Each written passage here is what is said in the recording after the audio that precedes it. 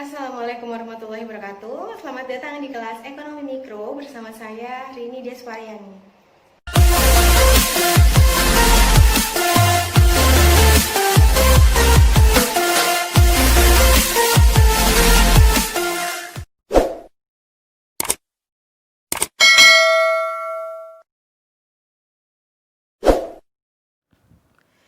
Pada kesempatan kali ini kita akan melanjutkan pembahasan kita mengenai teori tingkah laku konsumen. Adapun bahasan utama yang kita bahas dalam teori tingkah laku konsumen itu meliputi 4 sub pokok ini, yaitu yang pertama teori utility dan preferensi, lalu kemudian yang kedua adalah kurva indifferent, yang ketiga kita akan membahas terkait garis anggaran, dan yang terakhir adalah keseimbangan konsumsi dan maksimisasi kepuasan. Nah, adapun pembahasan mengenai teori utility dan preferensi itu sudah kita bahas pada pertemuan yang lalu. Lalu kemudian pembahasan mengenai kurva indifferent juga telah kita bahas pada pertemuan yang lalu. Begitu pula mengenai garis anggaran. Namun pembahasan mengenai garis anggaran akan saya ulangi lagi pada pertemuan kita kali ini. Dan yang terakhir, kita akan bahas terkait keseimbangan konsumsi dan maksimisasi kepuasan. Adapun review dari pembahasan kita pada kesempatan yang lalu, itu bahwasanya kepuasan yang diperoleh oleh seseorang dari pemakaian barang disebut utilitas. Jadi di sini rekan-rekan dan adik-adik mahasiswa sekalian itu telah mengetahui apa yang dimaksud dengan utilitas, yaitu yang menunjukkan kepuasan yang diperoleh oleh seseorang dari pemakaian barang-barang ya. Jadi kepuasan yang diterima, yang diperoleh oleh seseorang akibat dari pemakaian ataupun konsumsi dari suatu barang. Nah, adapun tujuan utama konsumen dalam mengkonsumsi suatu barang itu tentunya adalah untuk memaksimumkan kepuasan. Ya. Lalu kemudian pada kesempatan yang lalu juga kita sudah mempelajari bahwasannya terkait utilitas itu ada utilitas total dan utilitas marginal. Ya, utilitas total itu menunjukkan kepuasan total dari penggunaan barang, ya, di mana utility itu merupakan fungsi dari X. Ya, X itu apa? Itu menunjukkan jumlah barang yang dikonsumsi. Lalu kemudian kita juga telah membahas apa yang dimaksud dengan utilitas marginal, ya, yang menunjukkan perubahan kepuasan akibat penggunaan lebih banyak atau lebih sedikit dari barang-barang tertentu.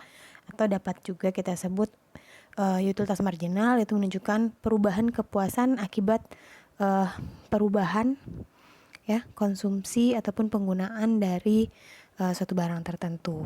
Adapun rumusnya secara matematis seperti ini ya, yang menunjukkan delta UX ataupun perubahan dari utility akibat dari perubahan pada X yang dikonsumsi, perubahan pada jumlah barang yang dikonsumsi. Lalu kemudian kita telah membahas terkait teori preferensi, ya, bahwasannya teori preferensi itu mengasumsikan konsumen mampu membuat order, ya, di sini tidak terlihat ya. Sorry, ini mungkin tampilannya yang tidak terlihat, tapi di bahan PowerPoint yang telah saya buat ini ada ya. Bahwasanya teori preferensi itu mengasumsikan konsumen mampu membuat order ataupun urutan-urutan kombinasi barang yang dikonsumsi berdasarkan nilai guna yang diperolehnya ya. Lalu kemudian kita mempelajari apa lagi? Kemarin kita sudah mempelajari bagaimana konsumen dengan pendapatan yang terbatas dapat memilih kombinasi barang secara paling baik ya, dimana hal itu dapat dijelaskan dengan kurva indifferent dan garis anggaran. Ya, adapun kurva indifferent itu sendiri adalah kurva yang menghubungkan titik-titik kombinasi antara dua barang yang bersubstitusi, yang dapat memberikan kepuasan yang sama kepada konsumen yang bersangkutan. Jadi kata kuncinya itu adalah kurva yang menghubungkan titik-titik kombinasi antara dua barang yang bersubstitusi, ya, yang dapat memberikan kepuasan yang sama. Nah, itu sedikit review tentang materi pembelajaran kita pada kesempatan yang lalu.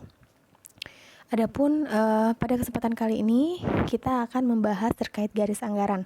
Sebenarnya pembahasan mengenai garis anggaran ini juga telah ataupun sudah kita bahas pada pertemuan yang lalu. Namun akan saya ulangi lagi pada video pembelajaran kita kali ini. Ada yang masih ingat apa yang dimaksud dengan garis anggaran? Ya, garis anggaran itu menunjukkan berbagai kombinasi dari dua jenis barang yang tersedia dan dapat dibeli oleh konsumen. Ya. Lalu kemudian bagaimana bentuk garis anggaran? Ini saya hanya sedikit mereview karena sebenarnya pembahasan mengenai garis anggaran itu sudah kita bahas pada pertemuan kita yang lalu, ya. Nah, ini merupakan bentuk dari garis anggaran, ya. Garis anggaran di mana di sini sumbu X dan sini sumbu Y, ya. Di sini menunjukkan kombinasi antara dua barang yang tersedia dan dapat dibeli oleh konsumen. Ya. Adapun persamaan garis anggaran itu adalah I sama dengan XPX ditambah YPY. Jadi teman-teman, adik-adik sekalian, itu harus paham ya bahwasannya persamaan garis anggaran itu adalah I sama dengan XPX plus YPY. I itu apa? I itu menunjukkan pendapatan, X itu menunjukkan jumlah barang X yang dikonsumsi, PX menunjukkan harga barang X, Y adalah jumlah barang Y yang dikonsumsi, dan PY itu menunjukkan harga barang Y, ya. Jadi di sini perlu diketahui bahwasannya dalam mengkonsumsi suatu barang, ya, itu terbatas dengan yang namanya anggaran, ya. Anggaran yang dimiliki. Lalu kemudian diperhatikan juga bahwasanya bentuk garis anggaran itu adalah seperti ini, ya. Nah, ini adalah contoh bahwasanya Pipit memiliki pendapatan sebesar 1 juta. Harga pakaian sebesar 250.000 dan harga sepatu sebesar 500.000. Maka tentukan ya persamaan garis anggarannya seperti apa? Persamaan garis anggarannya tadi I sama dengan XPX ditambah dengan YPY. I-nya itu adalah sebesar 1 juta. X-nya ini PX berarti harga X 250.000 ditambah dengan Y dikalikan dengan PY. PY-nya adalah sebesar 500.000. Ya, jadi persamaan garis anggarannya adalah 1 juta ditambah sama dengan 250.000 X ditambah dengan 500.000 Y, ya. Lalu kemudian kita lihat nih pada garis anggaran berikut, ya. Pada ini. Jika semua barang semua pendapatan itu digunakan untuk membeli pakaian seharga 250.000, maka berapa banyak pakaian yang dapat dibeli? Ya, maka pakaian yang dapat dibeli itu adalah sebanyak 4 di sini, ya, untuk menentukan titik-titiknya ini. Lalu kemudian untuk menentukan titik ini itu ditentukan dari jika semua pendapatan yang dipunyai oleh Pipit itu digunakan untuk membeli sepatu seharga 500.000. Maka berarti X-nya itu bernilai 0. Ya, X bernilai 0 berarti 250.000 dikalikan dengan 0 itu adalah 0. Yang berarti 1 juta sama dengan 500.000 Y. Sehingga akan diperoleh nilai Y sama dengan 2 di sini, titik di sini. Di sini dan di sini kita hubungkan. Itu kita peroleh garis anggaran. Nah, sebenarnya di sini titik-titik di sepanjang garis anggaran ini menunjukkan kombinasi antara barang X dan barang Y yang tersedia dan dapat dibeli oleh si Pipit ini tadi, ya. Jumlah pakaian dan sepatu yang dapat dibeli oleh Pipit. Nah, lalu kemudian kita lihat di sini ada titik A. Apa itu titik A? Titik A itu menunjukkan kombinasi antara barang X dan Y ataupun pakaian dan sepatu yang tidak menggunakan seluruh pendapatan. Ya, jadi di sini masih ada sumber daya menganggur, ya. Tidak semua pendapatan yang ia miliki digunakan untuk membeli pakaian dan sepatu di sini. Lalu kemudian pada titik B kita lihat itu menunjukkan kombinasi pakaian dan sepatu dengan menggunakan semua pendapatan yang ada pada titik B ini. Jadi dia sudah menggunakan seluruh pendapatannya untuk membeli pakaian dan sepatu. Lalu kemudian pada titik C, ya, di sini menunjukkan apa? Menunjukkan kombinasi antara sepatu dan pakaian yang tidak dapat dicapai karena apa? Karena adanya keterbatasan pada anggaran. Nanti kita akan lihat bagaimana titik optimum, ya, bagaimana titik kombinasi antara barang X dan barang Y yang dapat memaksimumkan kepuasan. Nanti akan kita bahas lebih lanjut ya. Nah, sebelum itu kita akan membahas terkait pergeseran garis anggaran. Ya, bahwasannya garis anggaran itu dapat bergeser terkait karena perubahan pada pendapatan dan perubahan pada harga barang. Nah, perubahan pendapatan itu akan menggeser garis anggaran ke kanan jika pendapatan naik, dan akan menggeser ke kiri ataupun ke bawah jika pendapatan itu turun. Nanti akan kita jelaskan secara grafiknya seperti apa. Lalu kemudian perubahan harga semua barang secara proporsional akan menggeser garis anggaran naik atau turun secara proporsional ya. Ya, ini kita lihat bahwasannya efek pendapatan terhadap pergeseran garis anggaran, di mana garis anggaran pada awalnya itu yaitu adalah sebesar GA1 ya, ditunjukkan dengan garis GA1. Lalu kemudian jika terjadi peningkatan pendapatan ya, maka garis anggaran yang semula ada di GA1 ini itu akan bergeser ke kanan menjadi GA3. Lalu kemudian bagaimana jika terjadi penurunan pendapatan? Jika terjadi penurunan pendapatan, maka garis anggaran akan bergeser dari garis anggaran 1 tadi ini, GA1 ke GA2 ya. Jadi garis anggaran akan bergeser ke kiri karena terjadinya penurunan pada pendapatan. Lalu kemudian kita lihat bagaimana pergeseran garis anggaran karena perubahan pada harga barang ya. Jadi pada mulanya garis anggaran itu ditunjukkan pada garis AB ini ya. Lalu kemudian jika harga barang X turun, apa yang akan terjadi? Jika harga barang X turun, maka tentunya jumlah barang X yang dapat dibeli itu akan semakin banyak ya. Jadi harga barang X turun akan menyebabkan garis anggaran berubah dari garis anggaran AB ini tadi berubah menjadi garis AD. Karena ada lebih banyak jumlah barang X yang dapat dibeli karena penurunan harga barang X tersebut. Ya, pada awalnya dapat membeli barang X sebesar jarak dari 0 ke B ini. Ketika terjadi penurunan pada harga barang X, maka jumlah barang X yang dapat dibeli menjadi sebesar 0D ini, lebih banyak ya. Lalu kemudian jika harga barang X mengalami peningkatan, maka bagaimana dengan garis anggaran? Ya, jika harga barang X mengalami peningkatan, maka garis anggaran itu berubah dari sebelumnya yaitu sebesar ataupun ditunjukkan dengan garis AB ini menjadi garis AC. Kenapa? Karena ketika terjadi peningkatan pada harga barang X, maka jumlah barang X yang dapat dibeli itu menjadi lebih sedikit. Kita lihat di sini. Sebelum terjadi peningkatan pada harga, jumlah barang X yang dapat dibeli itu sebesar jarak dari 0 ke B ini. Kemudian ketika terjadi peningkatan pada harga barang X, maka jumlah barang X yang dapat dibeli itu hanya sebesar jarak dari 0 ke C ini. Nah, kita akan membahas terkait keseimbangan konsumsi dan maksimisasi kepuasan ini ya. Bahwasanya seperti yang sudah saya sampaikan ya pada pertemuan yang lalu, bahwasannya tujuan konsumen dari mengkonsumsi barang dan jasa itu adalah untuk memaksimumkan kepuasan ya. Lalu kemudian masalah yang muncul dalam konsumsi dan tingkat kepuasan ini adalah bagaimana untuk memaksimalkan kepuasan yang dapat diterima dengan keterbatasan pada anggaran yang dimiliki ya.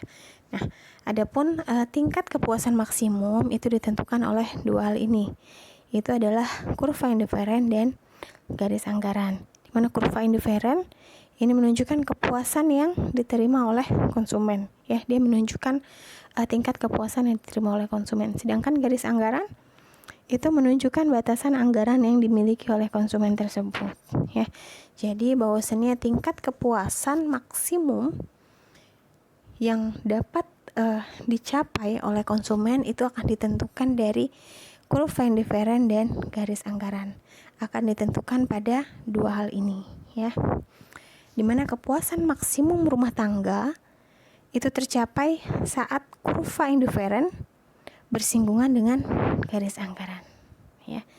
Jadi ketika kurva indiferen itu bersinggungan dengan garis anggaran, maka kepuasan rumah tangga itu mencapai maksimum. Ya, bagaimana secara grafisnya? Oke. Ini ya, secara grafisnya ditunjukkan sebagai berikut. Ya.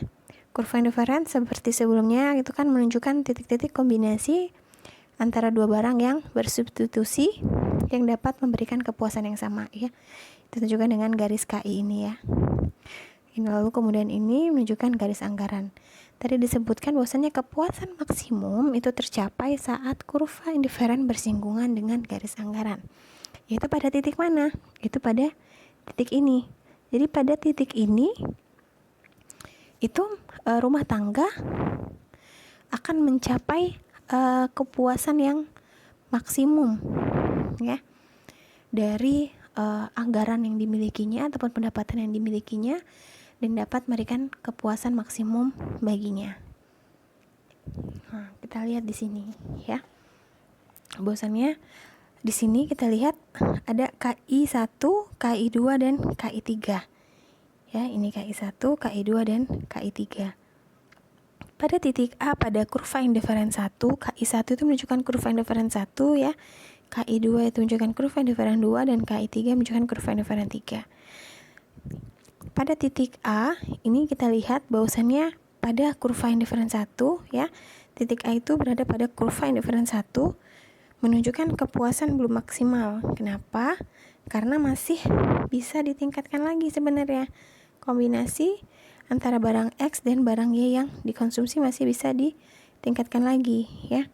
Karena garis anggarannya masih di atasnya, dia masih di bawah dari garis anggaran yang ia miliki, ya. Lalu kemudian pada titik B itu pada kurva indiferen 2, itu menunjukkan titik optimal, ya, kepuasan maksimum yang bisa dicapai oleh konsumen dengan adanya keterbatasan pada anggaran. Jadi titik B itu menunjukkan titik kepuasan maksimum yang dapat dicapai oleh konsumen.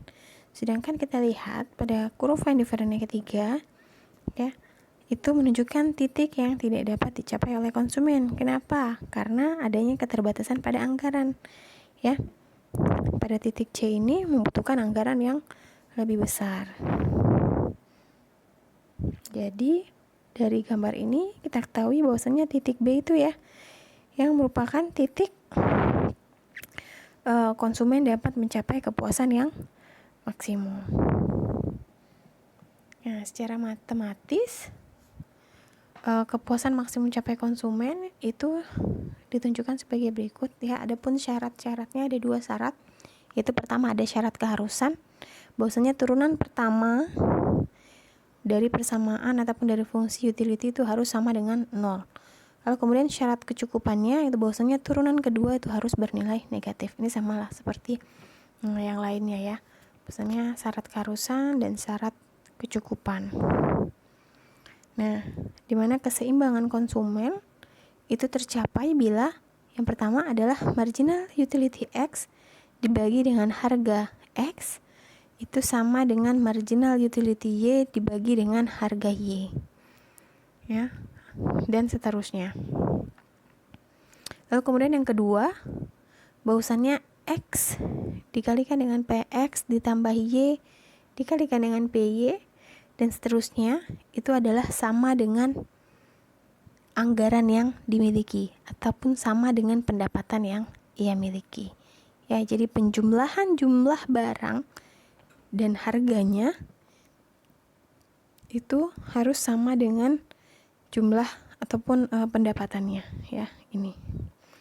Nah, jadi keseimbangan konsumen akan tercapai bila jadi meliputi 2 hal ini tadi, ya. Marginal utility X dibagi dengan harga barang X sama dengan marginal utility Y dibagi dengan harga Y sama dengan marginal utility Z dibagi dengan harga Z dan seterusnya, ya.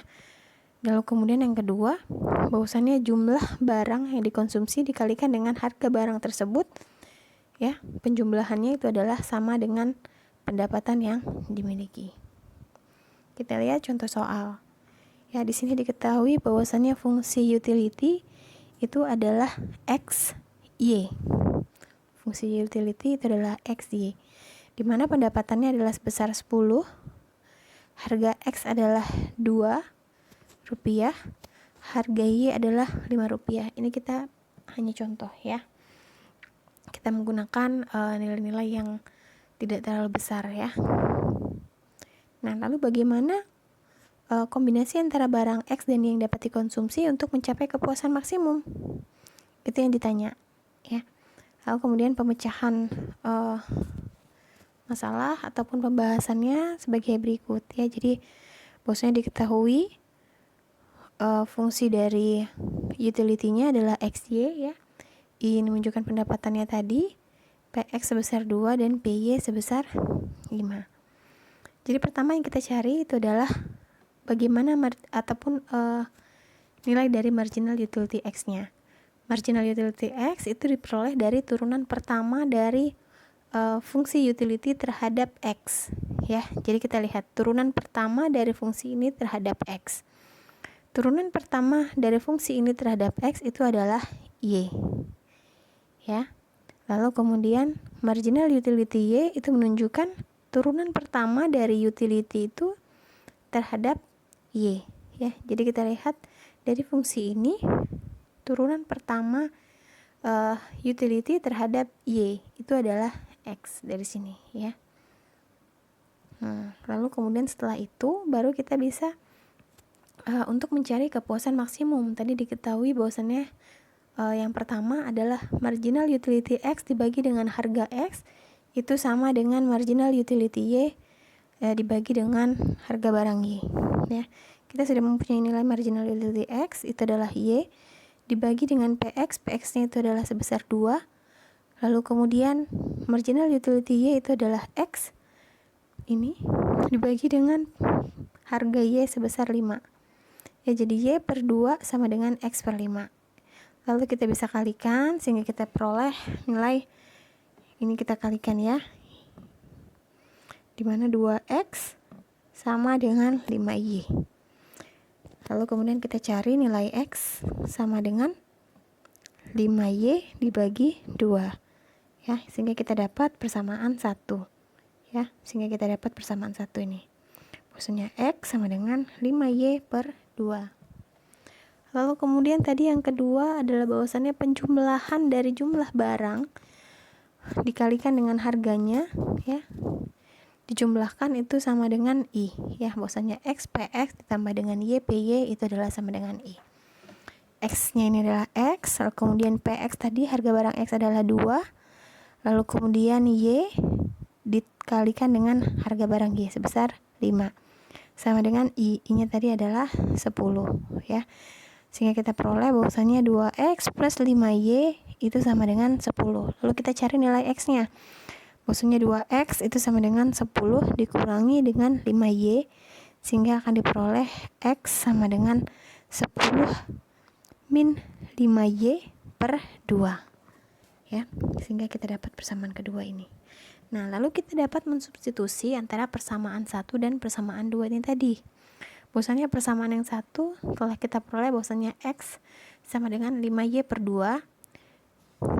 Di sini 5Y per 2 itu adalah sama dengan, di sini dapatkan X sama dengan 10 min 5Y per 2 ya. Jadi 5Y per 2 sama dengan 10 min 5Y per 2 ya. Lalu kita kalikan silang di sini sehingga diperoleh 10Y sama dengan 10 min 5Y dikali 2 diperoleh 10Y sama dengan 20 min 10Y. Sehingga nanti bisa dicari, diketahui bahwasanya 20Y sama dengan 20 dan Y adalah sama dengan 1 ya. Lalu kita telah memperoleh nilai Y adalah sebesar 1. Untuk mencari nilai X kita bisa masukkan ke salah satu persamaan. Apakah persamaan 2 ini atau kita masukkan ke persamaan 1 ini ya. Di sini saya kasih contoh, kita masukkan ke dalam persamaan 1 ya. X sama dengan 5Y per 2. Y-nya kita masukkan sebesar 1 sehingga diperoleh X sama dengan 2,5. Jadi, diketahui untuk mencapai kepuasan maksimum nilai X itu sama dengan 2,5 dan nilai Y adalah sebesar 1 ya. Jadi ini merupakan contoh pembahasan dari bagaimana untuk mencapai kepuasan maksimum ya, bagaimana kombinasi antara barang X dan barang Y. Ini bisa dilihat lagi ya, dipelajari lagi secara mandiri. Oke, mungkin itu saja pembahasan kita pada pertemuan kali ini. Sampai bertemu lagi di pertemuan selanjutnya. Wassalamualaikum warahmatullahi wabarakatuh.